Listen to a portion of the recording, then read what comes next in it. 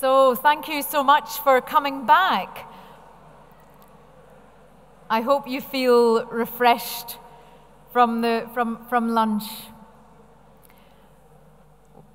We've got a really important panel now, looking at mental health and other non-communicable diseases, and thinking about their impact, the environmental impact. But before we come to this important session, I want to draw us together from the thoughts that we had this morning, and particularly the thoughts that Elder Francois Paulette left us with. Because he left us with a message that there were some fundamental principles that determined the work of planetary health. Those principles of love, respect, humility, wisdom, truth, honesty, that should define our work going forward and should define and help us create new ways of doing things. We're in this place where we have an opportunity to do things differently, and as Tam pointed out this morning, if you look to the skies, you realize that maybe when this building was built a couple of hundred years ago and decorated, people were realizing discourses together. And we're in a very different space, a space where we're thinking of our own values and the values that we bring to planetary health. And that's why this panel this morning was so important with everyone together. So as we work through these next two quite meaty panels, I shouldn't really use that phrase, but quite intense panels, or discussion groups, session groups, do have a think and a thought around your values, the values you're hearing, the thought around the child that you're remembering and thinking about their future, your future, the care of the other. I'm going to call now on Jonathan, who's going to moderate this session. I was asking Jonathan the things that I don't know about Jonathan, and Jonathan is he is a fan of John Muir, and yesterday you went on one of the pilgrimages, the walks, because John Muir was born very close to here. And it's a lovely tie from last year where we were talking about John Muir as well. So Jonathan, over to yourself, and then we will you'll introduce the panelists. Thank you. Liz, thank you very much, and for your heroic efforts in pulling this conference together. It's a pleasure to be here, and this session is about non-communicable diseases or non-infectious diseases and mental health. And when we think about planetary health, a lot of the talk is on ecosystems and biological systems like infectious diseases. So we're going to dedicate this session on non-infectious diseases. And I want to just, by way of orientation, mention some of the non-infectious disease issues with climate change. Certainly we know that people die in heat waves, and this is from the from the European heat wave of 2003. 70,000 people died. That's a public health disaster. Another non-infectious disease issue around climate change is that of nutrition, and we heard from our last panel that with climate change that the number of people at risk of hunger could double, so another non-infectious disease threat. But as we think about these issues, when we talk about solutions, and solutions especially for climate change, they could be free or even a net gain, especially in the realm of non-communicable diseases, chronic diseases. So this session we're going to be talking about some of these benefits, especially around the area of air pollution. And if you look at this, these are numbers that you should all know, that the energy sector, from air pollution, from energy development, production, is 7 million people every year. 7 million people die prematurely every year. And we'll hear from our speakers about both indoor air pollution and outdoor ambient air pollution. We talked about food systems. Another area is in transportation and how we design cities. So here's one example in the United States showing that coal-fired power plants for electricity, where people die from the particulate matter air pollution. And you can see if you got rid of the coal-fired power plants, you'd see lives saved, about 50,000 lives every year in the United States. But the policymakers are worried about the cost of clean energy, and too often they're just looking at the upfront investment cost. Well, if we got off of burning coal and burned and had renewable energy, so much so that you'd avoid emitting 1 ton of CO2, well, it could cost $30 in investment in clean energy. And that's the only thing they're thinking about, the upfront cost. Whereas the benefit, if you don't burn coal and you avoid CO2, you also avoid emitting PM 2.5 and other air pollutants that harm people that Phil Landrigan will talk about the latest report on all of those pollutants. Look at the benefit in avoided mortality, hospitalization, absenteeism, the benefit in reducing, having clean energy. So to the decision makers, I asked them, the tough question, which number is bigger? And most of them say, oh, we've only been worried about that $30 investment in cleaner energy. We aren't thinking about the health benefit, which everyone in this room needs to take this message to the decision makers. There's huge benefits in clean energy. The panelists will not talk about this, so I will talk briefly about this. In the last session, it came out that the trends in obesity all over the world are accelerating, and you can see every region being affected. And very few people are getting enough exercise, especially in developed countries, especially in the United States. And so there's a golden opportunity to start designing cities for people to get around with active transport, biking or walking. It's also equitable transportation. People have a freedom to choose how they want to get around. And if you look at the benefits of biking, you can see that if you rank the most bikeable cities across the United States versus the least bikeable, you see that the increase in bikeability, there's an inverse relationship with the prevalence of diabetes. And of course, this is, I'll skip this, but anyway, aside from reduction in diabetes and cancer, exercise is important for heart disease, cancer, dementia, and depression. Regarding mental health, there are studies out there that show that green space improves mental health. And in fact, depression, stress, and anxiety are reduced on par with the effect of divorce or moving. So green space has a tremendous influence on mental health. Finally, my last comment about mental health is that there are arguments about job loss, losing jobs if we get off of fossil fuels. Well, according to last year's U.S.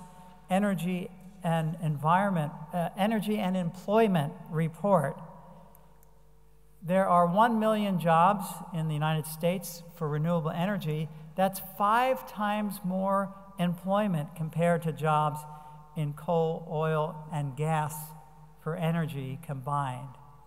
And when we think about jobs, jobs mean health and good mental health as well. So jobs and income is important for health. So these are some of the issues that we're going to be talking about today. And I'll just say that, in my opinion, when you think about the incredible opportunity, especially regarding NCDs and mental health, my own opinion is that confronting the global climate crisis could be the greatest human health opportunity of our lifetimes, and we can't afford not to. Thank you very much.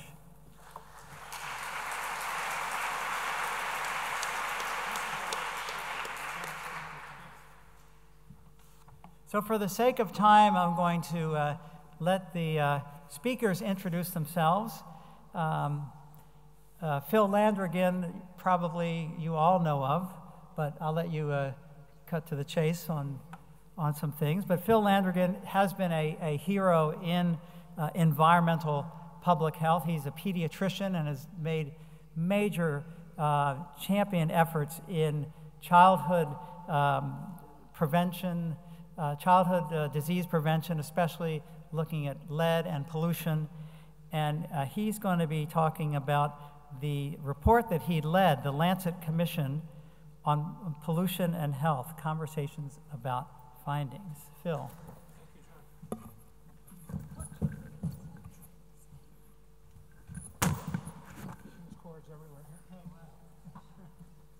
It's like a man trap up here. And if you fail the test, there's a pit below. It's not good. I passed the first test. Thank you. So good afternoon. John has already revealed my name, so I won't say it. I'll just get on with the talk. My job this afternoon is, in 20 minutes, to talk with you about the work of our Lancet Commission on Pollution and Health. At least one other of our commissioners, Ono Van Schaik, is here this morning. So, well, Ono, welcome. It's good this afternoon. It's good to have you here. This was a 2-year project. It involved 52 commissioners from countries around the world. We very deliberately were highly interdisciplinary. We had doctors, medical doctors and epidemiologists, but we also had economists and policy people. We had politicians, former head of state, a sitting princess, engineers, because to cover the range of pollution and its solutions, we needed that great diversity. The report has 4 big pieces: health effects, economic costs, the intersection between pollution and social justice, and finally, solutions. Here's the main finding. We stated that pollution, and by the way, we define pollution as harmful material introduced into the environment as the consequence of human activity. So it doesn't include dust storms, it doesn't include volcanic emissions. We made the deliberate decision not to include CO2. We all know that CO2 is important, but the Lancet had already had a commission on on climate change, and therefore we stuck to pollutants. And pollutants, as we define them, kill 9 million people per year, which is 3 times more than AIDS, malaria, and TB put together, 15 times more than war and violence. And just a few snapshots of the major types of pollution and the numbers of deaths that they cause. Here's household air pollution, roughly 3 million per year. And by the way, our estimates are taken primarily from the Global Burden of Disease study from the Institute for Health Metrics and Evaluation. So 3 million from household air pollution, 1.7 from polluted water, which is a combination of biological contamination as well as chemical contamination of water. 4 million from ambient air pollution, which is the single biggest contributor to the global burden of disease due to pollution, and also the most rapidly growing. And contamination of soil. This is a picture of an e-waste recovery site in Ghana where they're burning plastic cables to recover the copper. And lead poisoning. Lead is currently credited with killing 500,000 people per year, mostly from heart disease and stroke, some kidney disease. So we put together this little graph to display pictorially how pollution stacks up against the other global causes of disease and death. Ebola, which barely registers on the global scale despite the tremendous havoc it wreaked in West Africa. Then comes war and violence. Then come road accidents. Is that malnutrition? Can't read it. drugs and alcohol, then there's AIDS, malaria, and TB. Now, of course, 10 years ago, the bar for AIDS, malaria, and TB wouldn't have been significantly higher, but the amazing work that's been done around the world, and especially in Africa, in combating AIDS has knocked down those numbers of deaths quite considerably. Then comes salt, diet high in sodium, then comes smoking, and then here's pollution. The only two causes of death which kill more people each year than pollution are hypertension and dietary factors, broadly defined. So pollution's one of the big ones, one of the top three, and the most important environmental cause. This graph contrasts the number of deaths from what we call traditional forms of pollution versus the more modern forms of pollution. So the traditional forms of pollution are indoor air pollution and water pollution, represented by the orange red line, which is trending downward. And the modern forms of pollution, which are ambient air pollution, chemical pollution, the blue line, and as you can see going up, there have been some projections developed in recent years about future trends in ambient air pollution, and some of the worst case scenarios suggest that the number of deaths from ambient air pollution could as much as double by the year 2050 in the absence of aggressive interventions. And here are the drivers: urbanization, globalization, motor vehicles, and the production of chemicals and pesticides. All right. One of the interesting things that we came to realize as we got into this work was that 70% of the deaths caused by pollution are caused by non-communicable disease. This is obviously a sea change from 40 or 50 years ago when we thought about pollution, we mainly thought about pneumonia and dysentery, because most pollution back then was indoor air and water. But with the rise of particulate air pollution, the rise of chemical pollution, non-communicable diseases have come to the fore. And if you look at this little graph here, which looks at the major causes of death from non-communicable disease according to income group, according to World Bank income group, we look at the high, the upper middle, the lower middle, and the low. You'll see in the high income countries pollution, which is which color there, John? I can't see it. That's blue. Orange. All right. So excuse me. The vision fails as the body ages. So look to the left. That's the high income countries, and in the high income countries like the UK, Canada, the US, most of Western Europe, the predominant causes of death from non-communicable diseases are what could be called behavioral and metabolic risk factors: smoking, alcohol, drugs, and diet. Then you get to the upper middle income countries, that would be countries like Mexico. All of a sudden pollution is approximately on a par with behavioral and metabolic factors. And then as you get into the lower middle and the lower income countries, pollution becomes the single most important cause of non-communicable diseases. And this was one of the big unexpected take-home lessons from this commission's report. And it caused us to send a strong message to the World Health Organization that they could no longer continue to have global programs in non-communicable disease that say not a word about the impact of pollution upon NCD mortality. The world is just too small to have these two programs in separate silos that don't talk to each other. Chemical pollution. Chemical pollution is a huge challenge, and it's the form of pollution about which we have the least knowledge, because the great majority of chemicals in commerce have never been subjected to proper testing for their toxicity.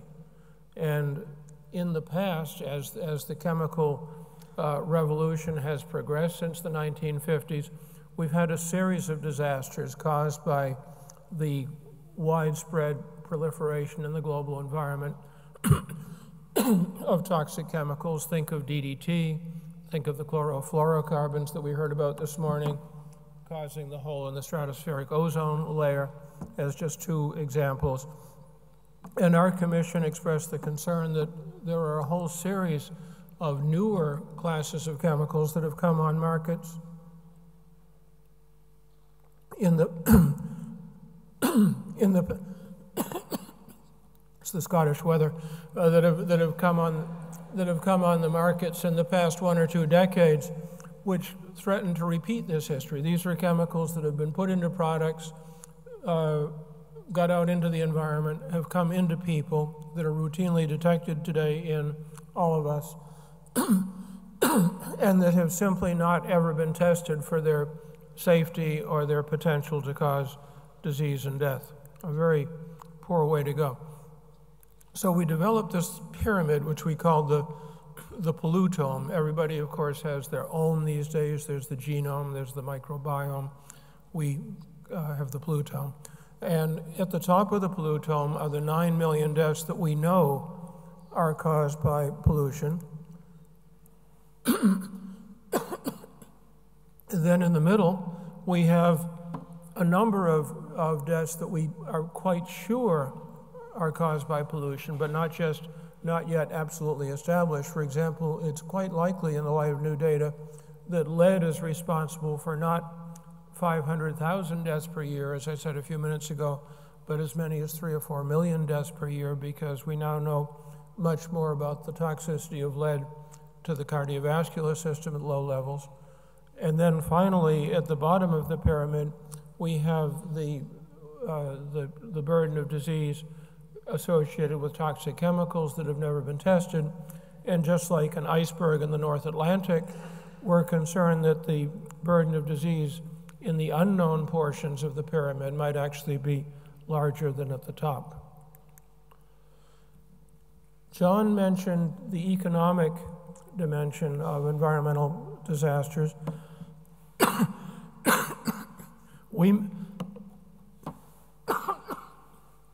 We made the point in this commission report that pollution has very large economic costs. Maureen Cropper, who is an economist at the University of Maryland, headed up this portion of our analysis, and she and her team calculated that pollution-related diseases cost developing countries 2% of their GDP in productivity losses. Productivity losses are the economic losses that result when a person gets sick and cannot work, or a person dies too young and no longer obviously can work.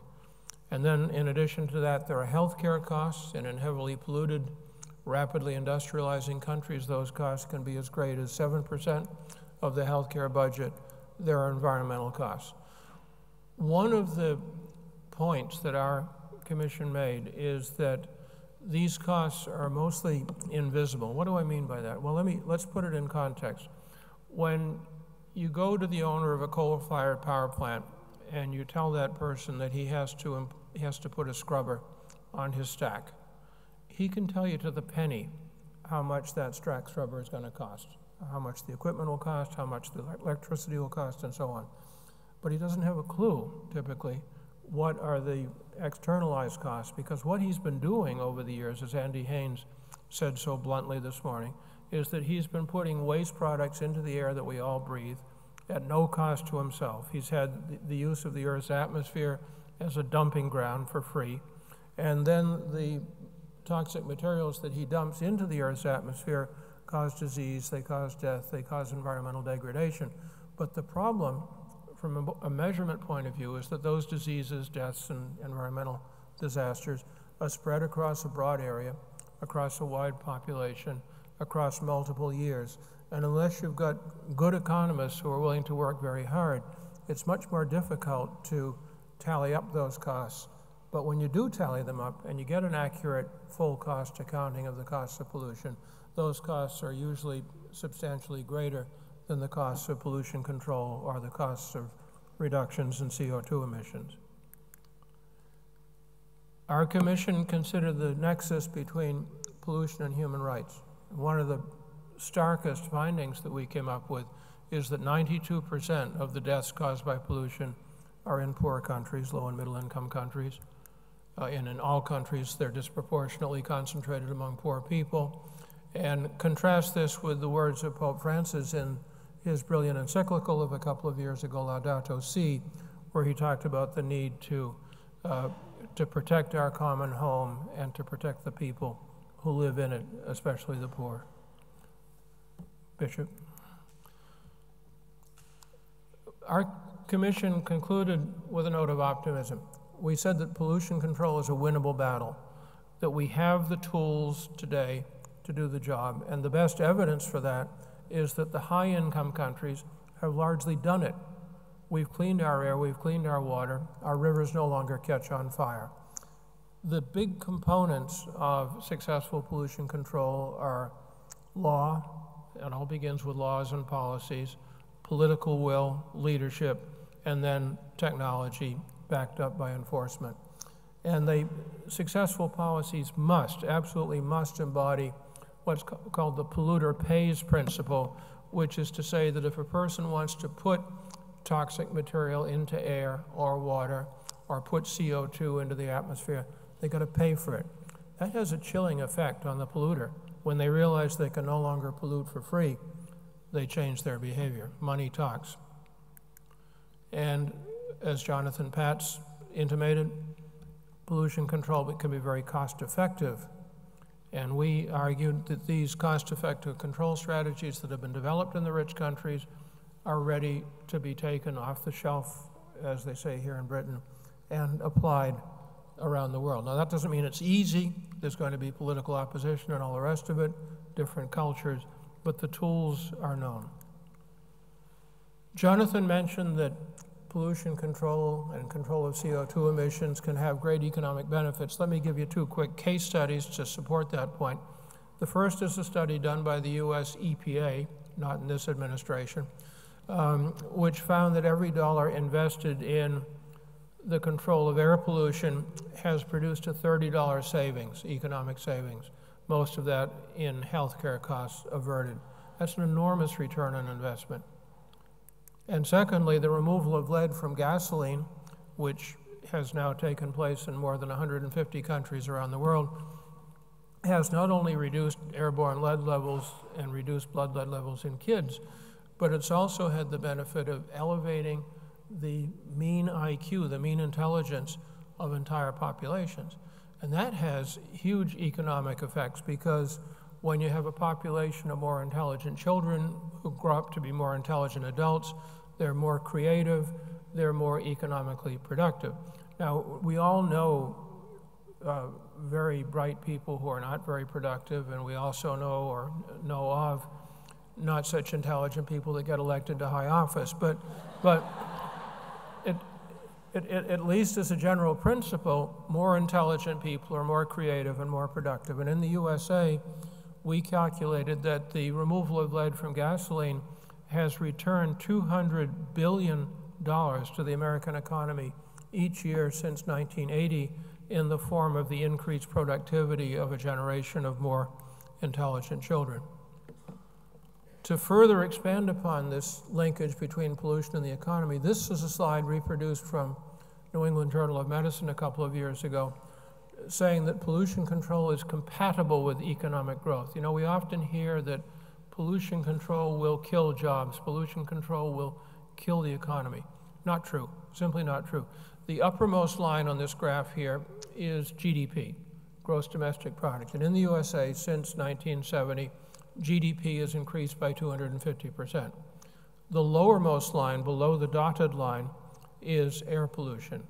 And levels of the 6 most common air pollutants have fallen by 70%. So that's not to say that reduction in air pollution caused the increase in GDP. Not at all, that would be silly. But the point is that the economy can grow even as pollution is controlled. Solutions to pollution are underfunded. The left panel of this graph is an outtake from the previous graph comparing the number of deaths from pollution, 9 million, against the number from AIDS, malaria, and TB. And the right-hand panel shows the overseas development assistance, foreign aid money, put into those two. Now, obviously, I'm not saying that we should reduce the support for AIDS or malaria or TB. That would be wrong. It would be immoral. But what I am saying is that it's scandalous that we're putting next to nothing into the control of pollution, which I think echoes another one of Andy Haynes' themes from this morning. So we concluded with recommendations, and these are the key recommendations. We said, first of all, that countries have to make pollution control a high priority. They have to do it domestically. They have to do it in their foreign policy. They have to link it to their development strategies and their strategies for meeting the Sustainable Development Goals. Obviously, the funding has to increase. We need to create a global pollution observatory to monitor trends in pollution around the world, and I'll be talking about the details of that in the presentation I make in the side event on Friday morning.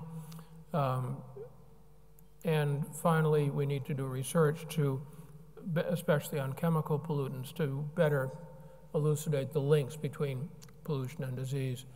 And of course, we need to engage the general public, political leaders, civil society. The control of pollution has to overcome some powerful vested interests, some very powerful vested interests, and only with broad political support will pollution control be achieved. So Friday morning, we'll talk about the Pollution Observatory, and with that, I thank you.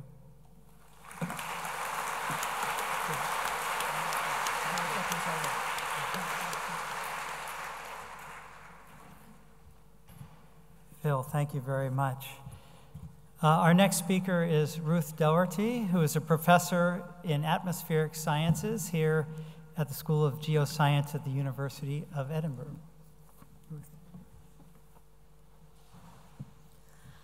Hello everyone, welcome to Edinburgh. I'm going to talk on the global burden of ambient air pollution on asthma.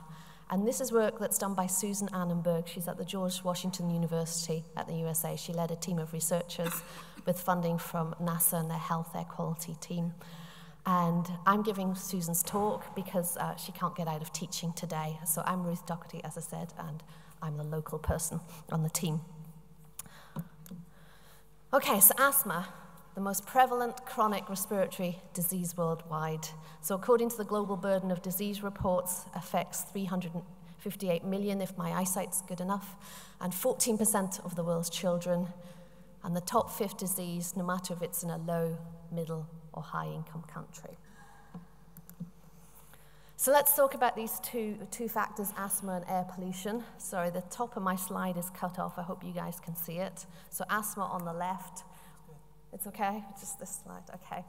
We've got genetic factors, we've got pollen, we've got smoking, we've got solvents, and we've got some nasty black smoke coming out of that truck on the side representing air pollution as a factor, as a risk factor for asthma.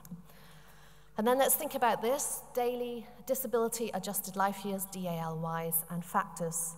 And if we look down from, these are the results from the Institute for Health Metrics and Evaluation in 2017.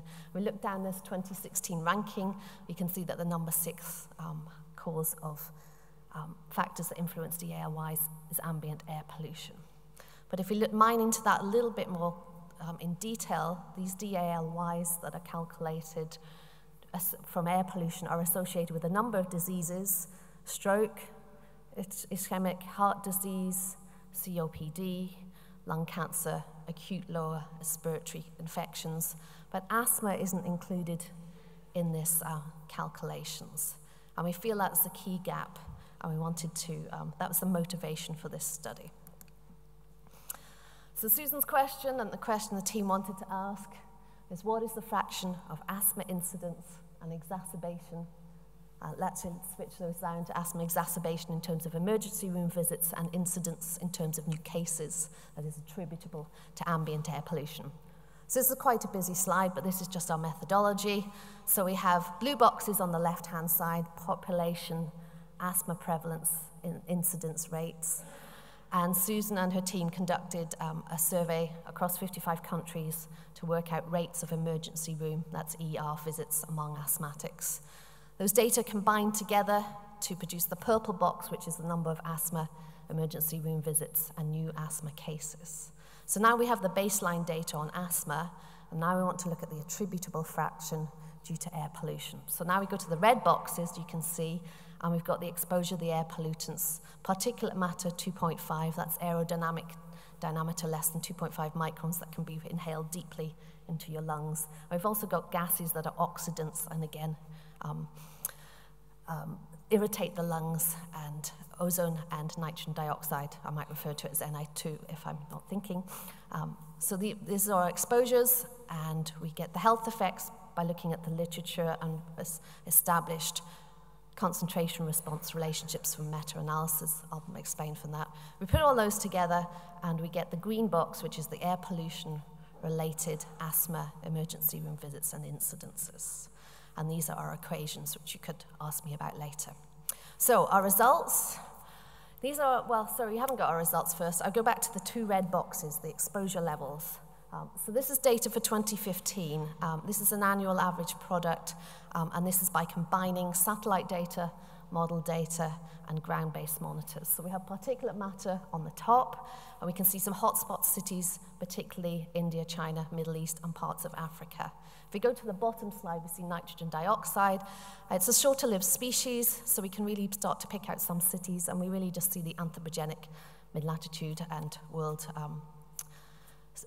emission source regions. And then we've got ozone in the middle, and ozone is a longer-lived pollutant, so it tends to spread out, and you can see a big zonal signal, again encompassing, emanating from the main emission source regions. So those are the data sets that were used. Annual average were used because these are the data sets available. Okay, so that's our exposure globally in 2015. And we need to combine that with dose-response relationships.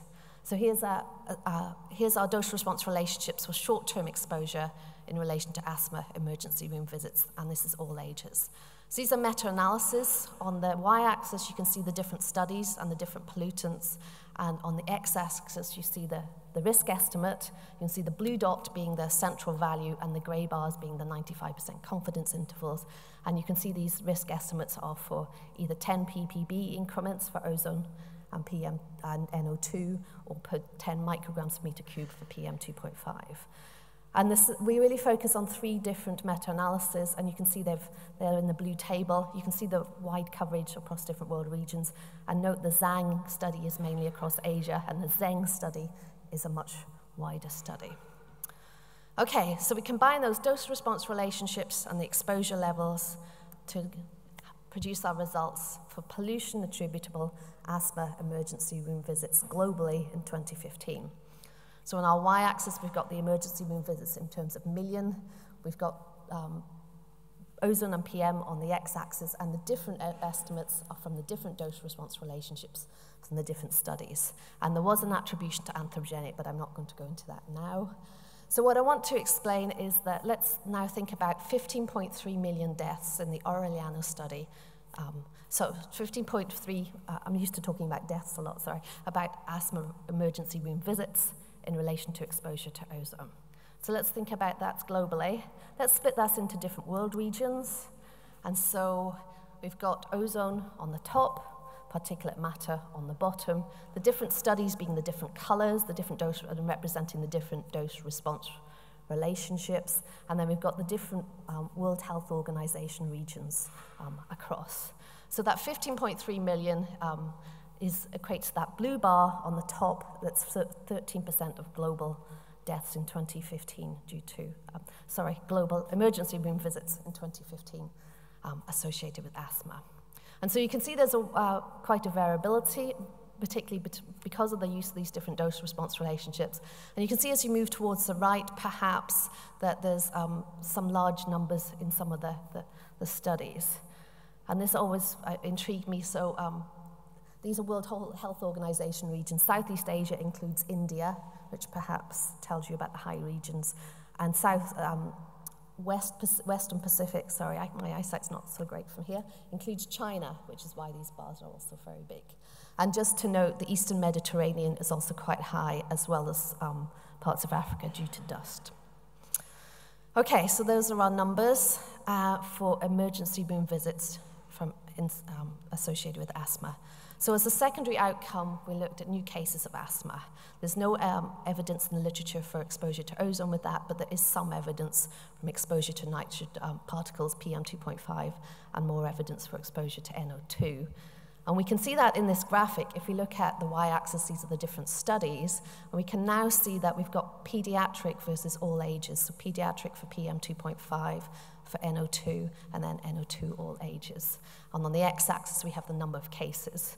And you can see, although the cases are very large for PM 2.5 compared to the other bars, the confidence intervals are extremely wide, so these are not robust estimates. We can see the confidence intervals for NO2, particularly for children, to be smaller. And Susan just wanted me to point out that they found 4 other meta-analyses in the literature to do with exposure to NO2 amongst children and new asthma cases. So they're looking more into that area, but they feel that's where we have most confidence in the evidence for new asthma cases in relation to exposure to nitrogen dioxide. Okay, so key findings, key messages. Air pollution could be contributing a substantial portion of asthma emergency room visits. Up to 10 million for particulate matter 2.5, that's 9% of the global total of emergency room visits. Similar numbers for ozone, 23 million, up to 20% of global emergency room visits for asthma. For NO2, the number's much smaller, 0.4, 0.5 million. I'll come back to that. And these ranges reflect the use of the dose-response relationships from different epidemiological studies.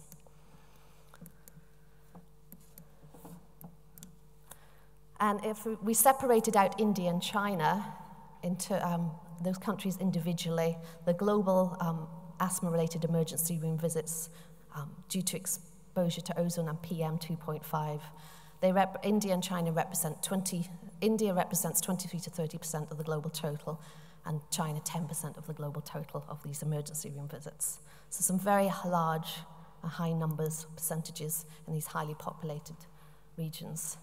So just a few, there's many caveats to this study, but one thing we felt we should point out is that we look at single pollutants in terms of these dose-response relationships, whereas pollutant effects aren't separate. We're not clear, there's much more science needed to understand really the interaction between pollutants in terms of their health effects. And we wanted to point out that the NO2 impacts, so our exposure estimates are at 10-kilometer resolutions from satellite, and really our concentration gradients, NO2 is a very short-lived pollutant, it's very high concentrations across roads, and these concentrations really decline gradually. So at 10-kilometer resolution, our estimates are quite diluted. So that's work ongoing. Okay, thank you.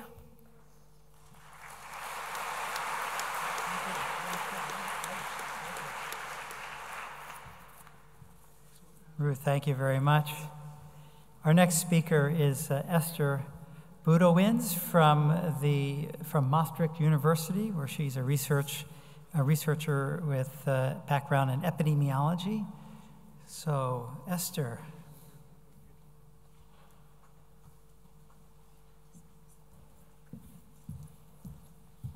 Good afternoon, everyone. As was already told, my name is Esther Budowins. I'm a researcher at Maastricht University in the group of Onno van Schaik, who co-wrote the Lancet report on pollution and health. I have a background in epidemiology. Last year, I lived in Bangalore to participate in a research to improve cook stoves. Thank you. To improve cook stoves, and I want to tell you something about my experiences there, about the use of biomass fuel, about the influence of indoor air pollution on respiratory health, and about the effectiveness of improved cook stoves. And this morning we mainly heard about data and visions for our planetary health, and today I want to give a practical example of how we can maybe solve the problem of air pollution. So indoor air pollution is the world's leading environmental health risk. As Phil also told us, approximately 3 million people die each year from indoor air pollution. And although we've tried for decades to decrease the number, solid biomass fuel is still used as a primary cooking source by almost half of the world's population. This number is virtually unchanged from 10 years ago. and leads to a high burden of mortality and mobility globally. As you can see in this so-called energy ladder of the WHO, increased prosperity and development is related with an increased use of more efficient, more cleaner, and more convenient fuels for cooking. So on the left bottom side of this figure, you can see the very low-income countries, and they mainly use crop waste of dung as a cooking fuel, while on the right bottom side, you see the high-income countries who mainly use electricity or gas as a cooking fuel. This means that people in low and middle income countries are mainly affected by indoor air pollution. And this is a global environmental injustice, as the poor are disproportionately affected. As women and children spend most of the time near the fire, their exposure is particularly high. And in this figure, you can see the level of pollutants during the day. And as you can see, especially during cooking times, around 7 a.m. and 7 p.m., the level of toxic pollutants is extremely high, and sometimes even 6 times as high as the relatively safe level of the WHO. And this has a large impact on health outcomes.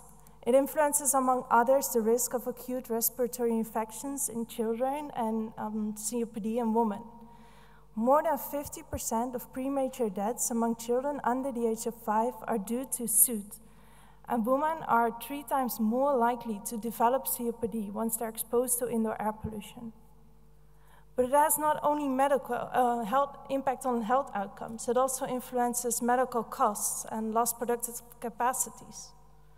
It influences not only Sustainable Development Goal 3 and 7 about clean energy and health and well-being, but it also affects gender inequalities and empowerment. It influences inequalities within and among countries, and it influences safe and resilient and sustainable human settlements. Persistent inaction with regards to household air pollution is therefore unacceptable. Switching toward cleaner fuels such as LPG or electricity would be the preferred solution to reduce indoor air pollution and improve population health. But this is often not possible due to a lack of infrastructure or due to financial constraints.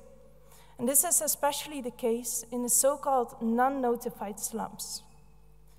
In India, for example, approximately half of the slums are not recognized by the government.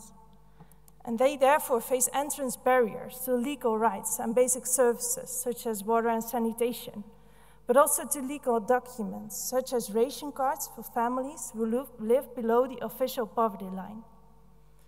And the latter is a problem for household air pollution. People with a ration card can get discount on cleaner fuels, such as kerosene or LPG. And people without this ration card can afford these fuels.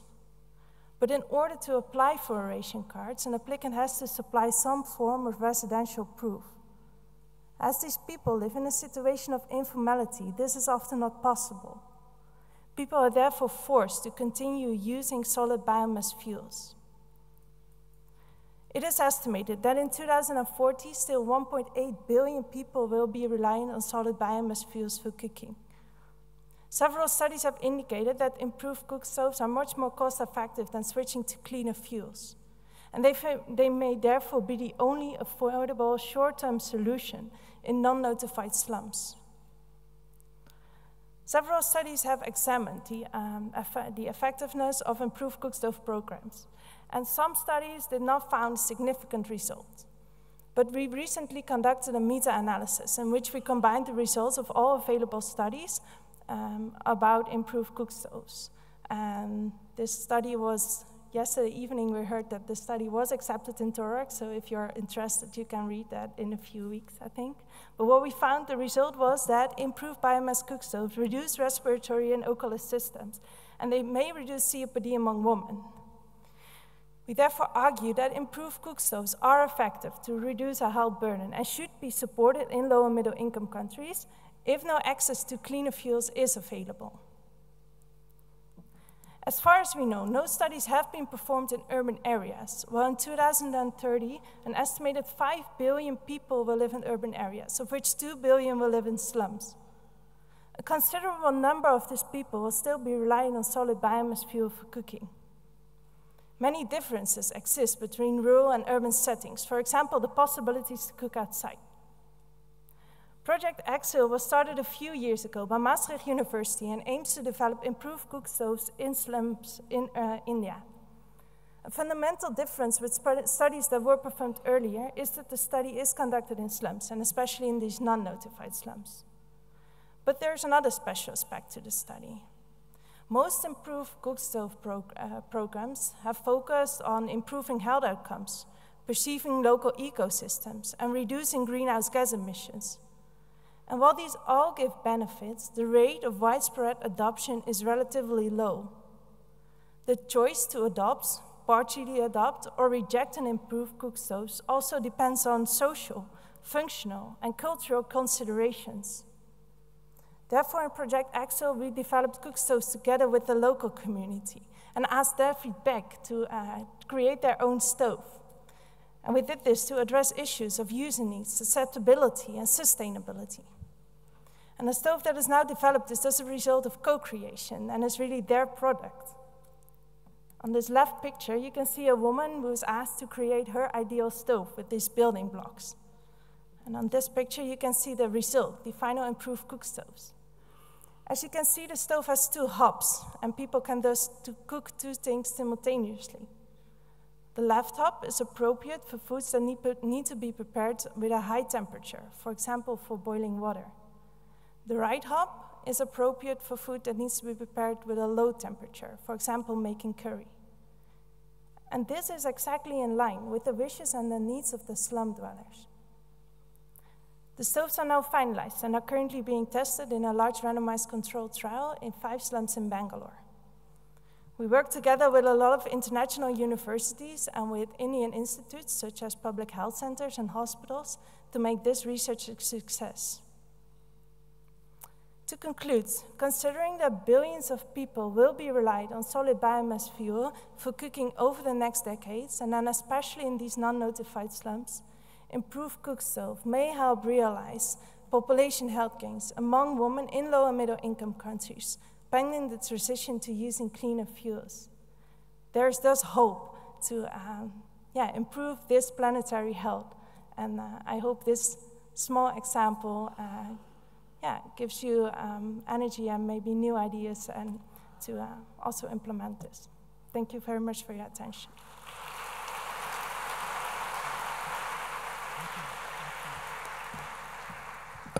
Thank you, Esther. Now, our next presentation was going to be with Tony Capon and Helen Berry from Australia, but Tony pulled a muscle and was recommended not to fly for fear of embolism. Of course, Sam and Andy, you probably remember I arrived to review the Planetary Health Commission report on crutches, so, but I'll let him off. It was worth the risk, that report. So we do have a video, though. Are we ready to run the video from Helen Berry? Good afternoon. It's nice to be with you here today to talk about climate change and mental health. As we're all aware, we need to stay within a 2-degree centigrade so-called guardrail for global warming, beyond which global warming will be dangerous. And we also know that there's very little risk of us meeting that goal. And in fact, the World Bank's estimated that we're more likely to reach something like 4 degrees of warming by the end of the 21st century. More recent estimates are even bleaker than that. The World Health Organization has estimated that climate change will cause around 250,000 excess deaths every year for the couple of decades leading to 2050. And Anthony Costello has warned us, and I think there's now a widespread agreement around this, that climate change is now the world's leading threat to human health. The Lancet Countdown has been tracking indicators of climate change and health since 2016, and I'll talk about that a bit more later. And it's really important for us to include mental health in considerations of health, partly because of the inadequate headway that's being made globally in addressing mental health concerns, as the World Health Organization has pointed out very clearly, and also because there's very deficient funding for mental health services and also for research. and not surprisingly a similar level of neglect in investment in climate change and mental health research. And we need to think about how these are related so that we can work out how to adapt. In its first countdown report, the Lancet provided a framework for the ways in which climate change may affect health. It didn't know how mental health fitted into the picture at that point, but it included a floating box on it to indicate that it was there and complex, and we need to have a look at it over time. And in 2017, the countdown report produced a whole set of indicators for the first time, and included a text box, an introductory text box on mental health to give it a place in the report at this early stage. And one of the things that it called for was a conceptual diagram or framework to be constructed, looking at all the factors involved in the relationship between climate change and mental health, using a systems thinking approach. By coincidence, perhaps, Nature Climate Change commissioned some papers on climate change and mental health for a special focus issue that they wanted to produce, and in fact which they published a couple of months ago. And it included this lead paper on the case for systems thinking about climate change and mental health, which we put together to include a top-level systems diagram as the Lancet Countdown report for last year had called for. And in beginning to build this diagram, what I did initially was identify all the factors that I know have been reported to link climate change and mental health in some way, and to group those together into overarching concepts and map out some of the primary relationships between the overarching concepts and all the individual factors involved in this process.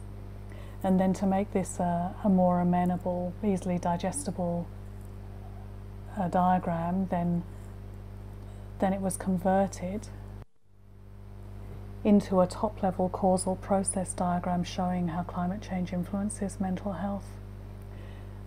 It all begins, I think, far up the causal chain with unethical conduct by governments and big business.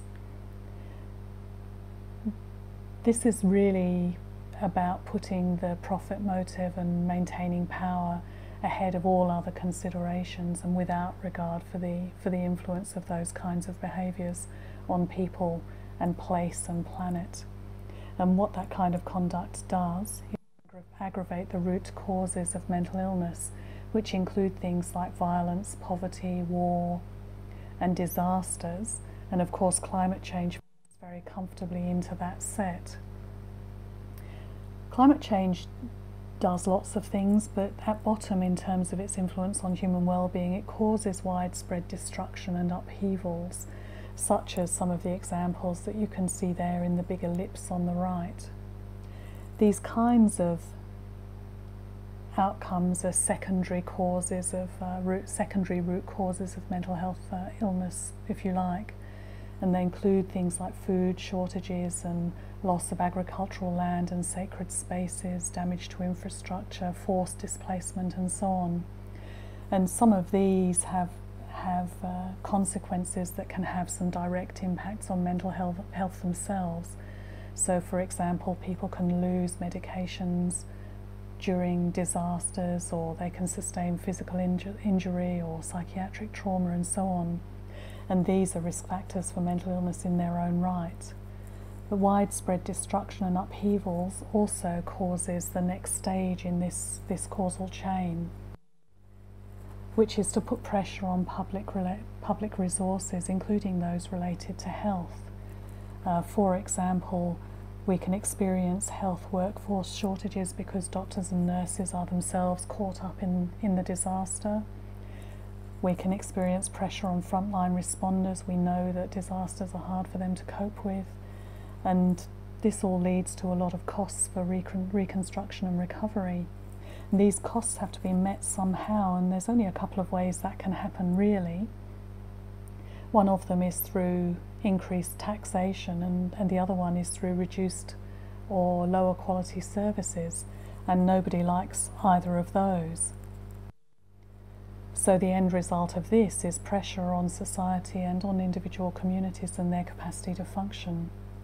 And when this happens, when society itself and local communities separately come under pressure, what happens is personal resources, particularly for mental health, can be eroded or lost. For example, people can experience a loss in their levels of personal social capital, and they can find themselves more isolated physically or socially. And these things are very significant risk factors for mental health and well-being. Of course, climate change doesn't cause mental illness or damage to well-being. What it does is initiates or is part of a long causal chain of factors that elevate risks to mental health and well-being.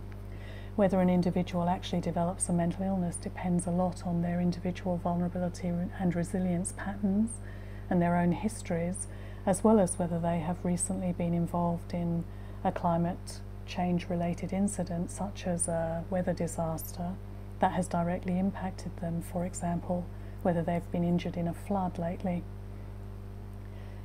So what climate change is doing is initiating and sustaining and worsening risk factors for mental health and well-being.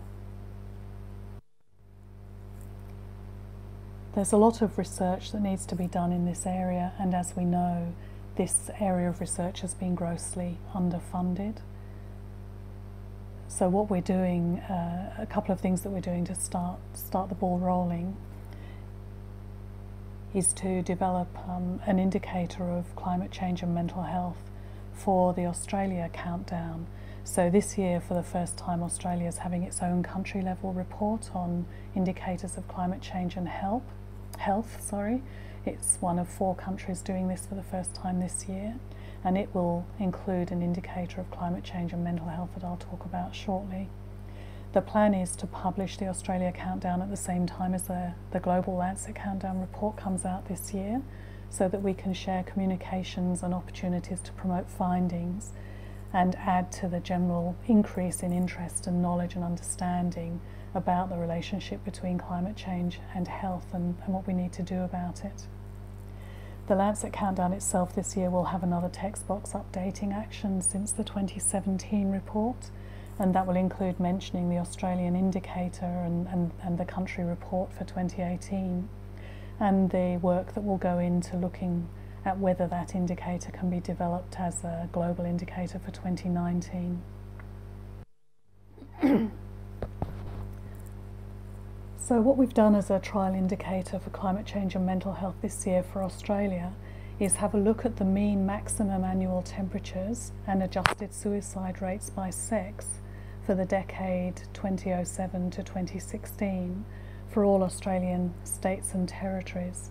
So there are 8 states and territories and 10 years, so that gives us about 80 observations, give or take a couple where there are a couple of bits of missing data, but we largely have complete data for that decade.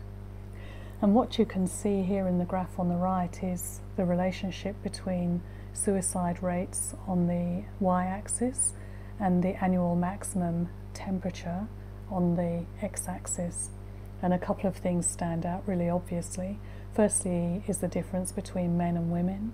So men experience much higher suicide rates than women do, and that's the case at every level of annual maximum temperature. And the other thing that stands out really clearly is the strong cubic relationship between suicide and maximum temperature. I couldn't really think of a reason why there should be a cubic relationship, and so I was wondering why this might be. And I remembered studies that have been published, or a couple of studies, linking extreme hot weather to increases in violent aggression. And as the mercury rises, then higher rates of violent crime are seen. And I also remembered reading a single study, I think, on the relationship between very cold weather and violent crime. So it seemed like extremes of temperature in both directions might be linked to violent crime, and I wondered whether they might also be linked to suicide, which is quite a violent act in its own right. So I divided Australian states and territories into warm or hot states and territories and cool territories. And this is the graph for the relationship between mean maximum annual temperature and suicide over the decade to 2016 in the warmer or hotter states. And you can see a couple of things really clearly here again. One is the very clear distinction between the rates of suicide in men and women, and also that the rate of suicide in men increases faster than the rate increases in women as the temperature goes up. So men appear to be more sensitive to hot weather than do women when it comes to suicide. The other thing that you can see really clearly is there's a strong linear relationship, not a curvilinear relationship. And this is, of course, what I expected to find in the first place and didn't find. When we look at the cool Australian states and territories, what we see are some distinct similarities, so big differences between women and men, and a sharper curve, gradient for men than for women. But the distinctive thing that stands out here, of course, is that the line's going in the opposite way. So in cooler states and territories, what we see is an increase in suicides as the annual mean maximum temperature decreases. So in cooler states and territories, colder weather means more suicides, whereas in warmer states and territories, hotter weather means more suicides. This, of course, is an initial exploratory study, and there are lots of caveats and limitations to bear in mind and address in future work, one of which, of course, is problems with suicide data themselves. So typically, for example, there's a lot of underreporting and other issues. So we need to have a look at other mental health outcomes as well to see if the same kinds of relationships appear when looking at outcomes such as depression or anxiety and so on. Also, maximum annual temperature is a crude measure of exposure to unusually hot weather, and this is especially the case where there's a lot of climate variation within a particular state or territory, which there is in several of them in Australia. And of course we need to have a look at minimum temperatures too, not just maximums, because it seems that there's a relationship between cold years and suicide in cool states, and that's not best measured using the maximum temperatures. We also need to account for seasonal variation in weather, because there are known associations between that variation and mental health and suicide. And also, because we only looked at a decade of data, we can't say anything much about longer term trends at this stage. All the same, if these relationships hold in more detailed studies, then there are some very significant implications for policy and service development.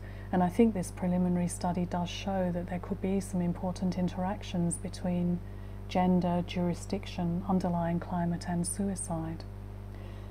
And jurisdiction level analysis is really important, because even though a particular jurisdiction may contain a lot of variation, including climate variation, and jurisdictions do of course, governments are key actors in adaptation planning and in developing and delivering health and related services, so we need to have a look at that jurisdictional level of analysis.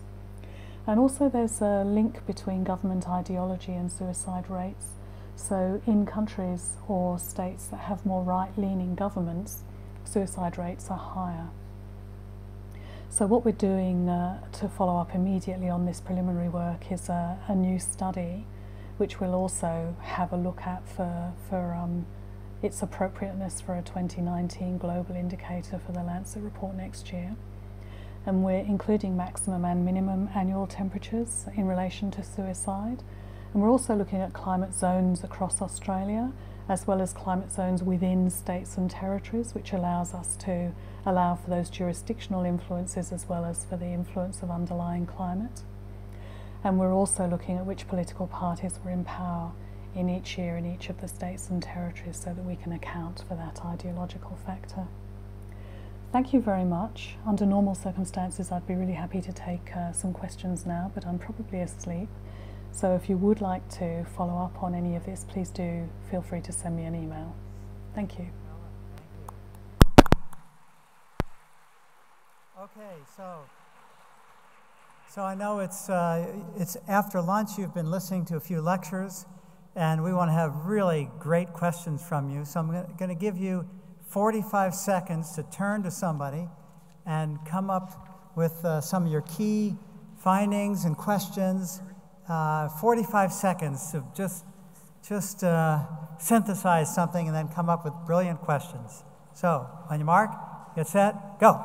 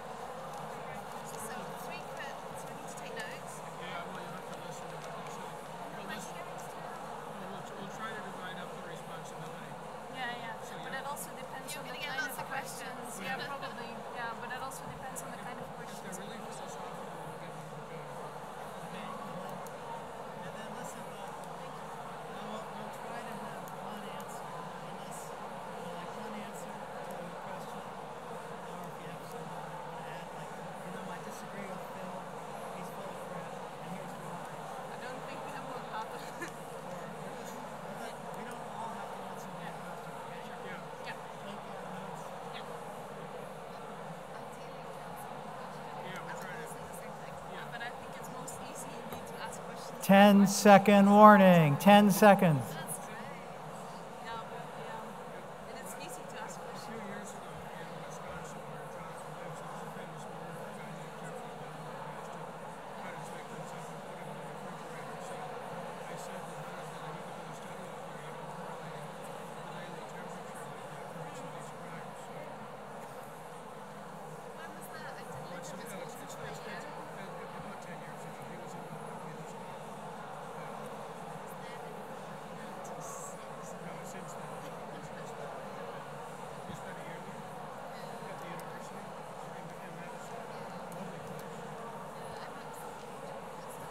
Okay, everybody. Okay, calm down, calm down. Okay.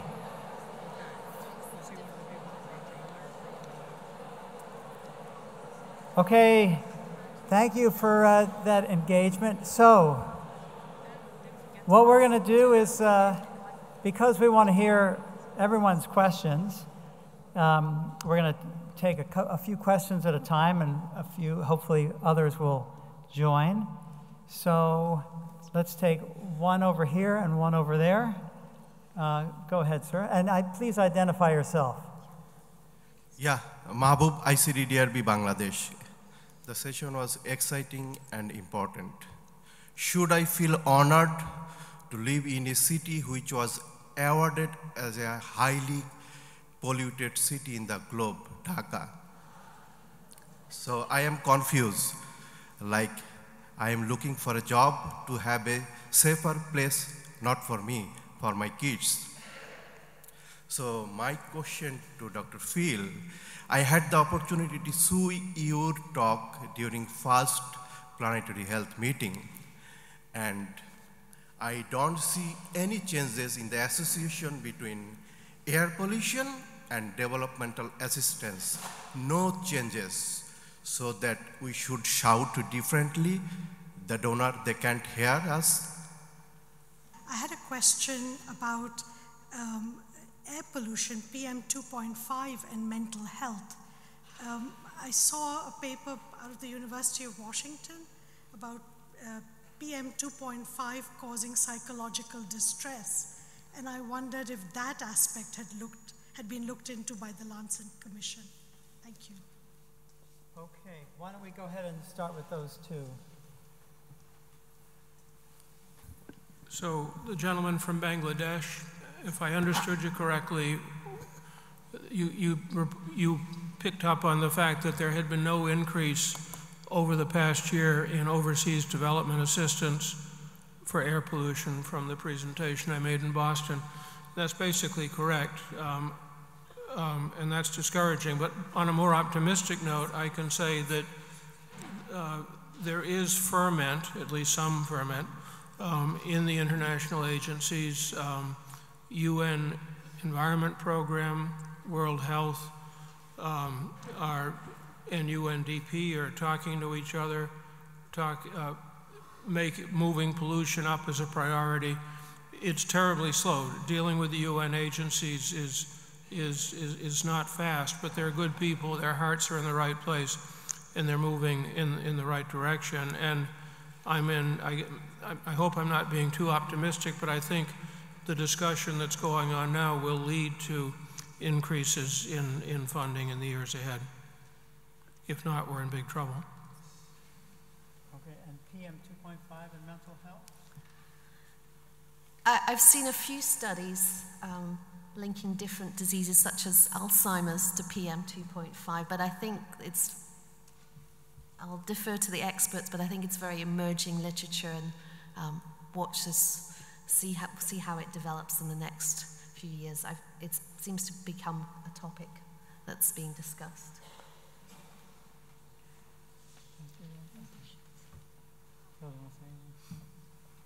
Okay. We have a question over here and then one over here. So go ahead, sir. Okay. I'm Maheshu Satpathy from India. My question is to Professor Helen Berry on mental health and environmental relation, sort of. I'm a psychologist by training. Probably very few psychologists are attending this session. My question is, you was talking about maximum and minimum annual temperature and suicide relation. My question is to you is like, have you also explored the relationship between the monthly variation of the temperature as it varies between the months of April to July? For example, in a country like India, the temperature will rise very high and it will keep on varying between states in provinces. Have you looked up on the relationship between these variables? And second thing is about when you talk about temperature and suicidality or suicidal tendencies, have you also explored the relationship between extreme temperatures, both in cold as well as in hotter waves? Because that sort of relationship has been explored historically, but not quite to a great success. So what's your take on that? Thank you. So climate, temperature extremes and variability is the essence of your question. Two questions. That's difficult with the author not being here. Did you hear that okay? Yeah, but she's not here. All right, next question. Okay, Xerxes from Kyoto University, Japan. I was wondering about the fact everyone is talking about indoor air pollution, ambient air pollution, but there's an aspect of transboundary air pollution. So in the transboundary concept, I think everyone might have an idea of these things. How do we actually inculcate the concept of accountabilities? So accountability studies, where does accountability start and where does it end in this context? So we have issues like in Indonesian haze in the recent years, and also the Asian haze from the previous years as well. So that's all, thanks. So let's take one more question before. Do we have another question over here? Hi, I'm Suvyashni from South Africa, and thank you for the talk.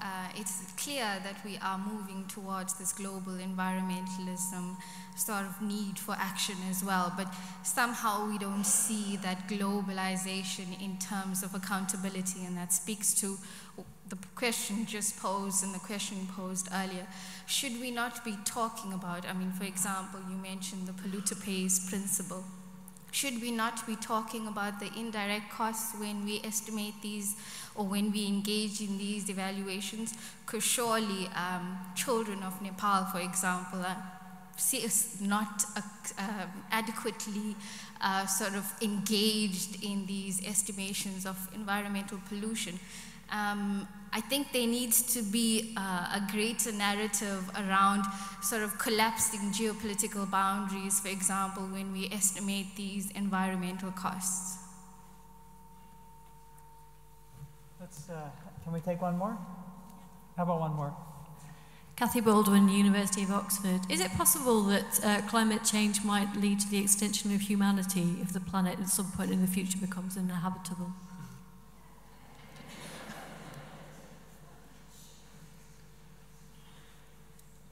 You got all those down there? The last one is for you, John. Is there another question over here?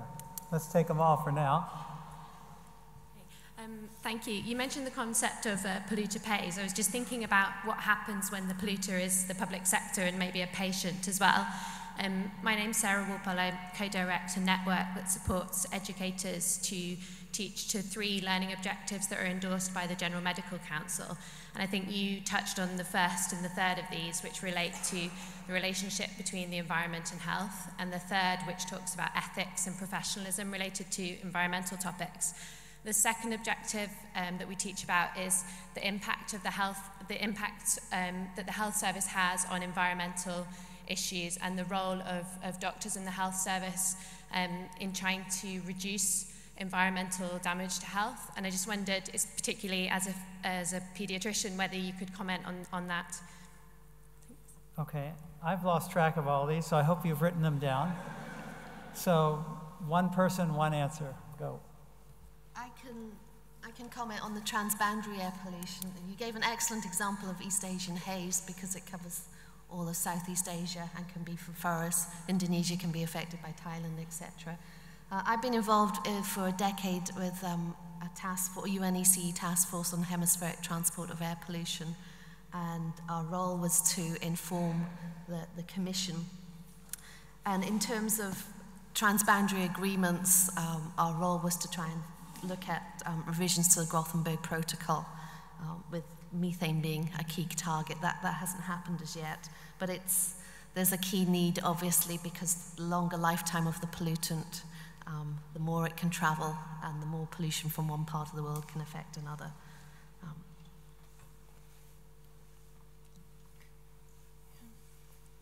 I think Phil is more expert in all the questions about the indoor-outdoor air pollution.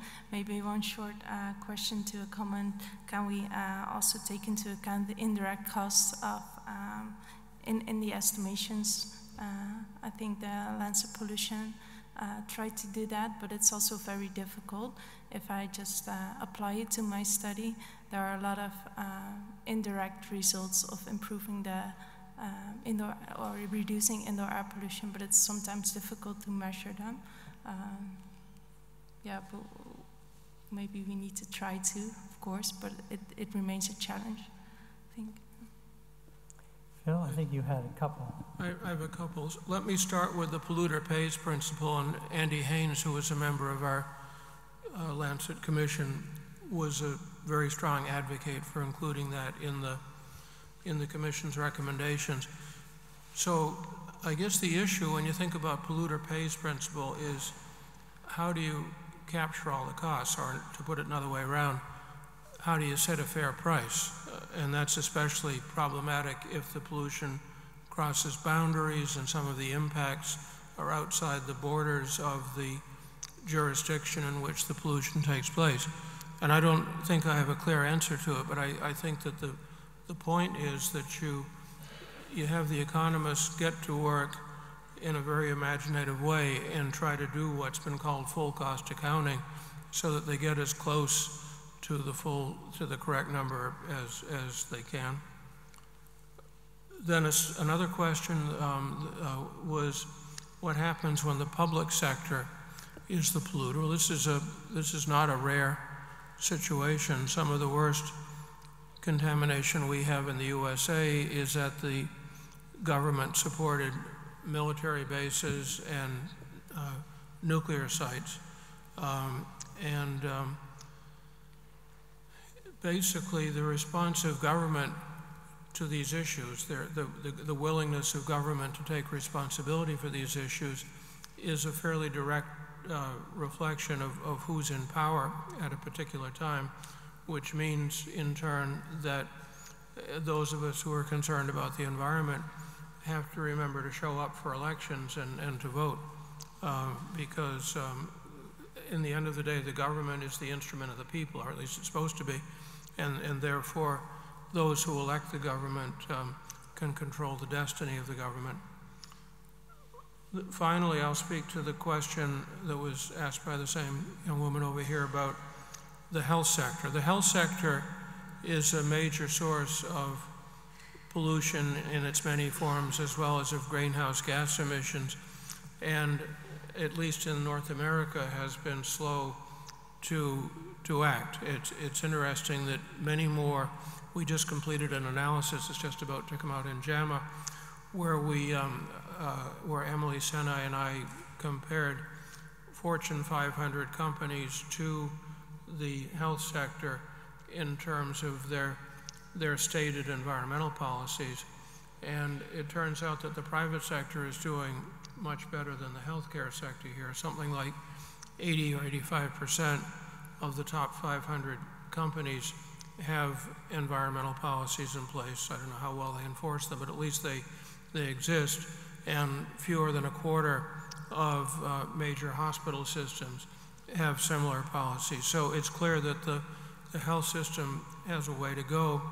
And I've thought for a long time that a mechanism for improving the attention that the health sector pays to issues of pollution and greenhouse gas emissions is to basically educate our doctors, our nurses, the other health providers, such that if we have educated providers who understand the health and economic and environmental consequences of pollution, they will push on their administrations.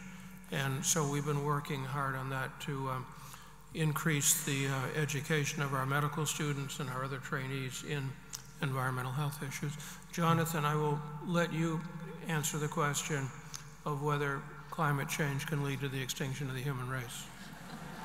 Yes, so I'll defer that to break, but I will just add to you the question about the medical profession. Here, there's a big group called the Climate and Health Alliance.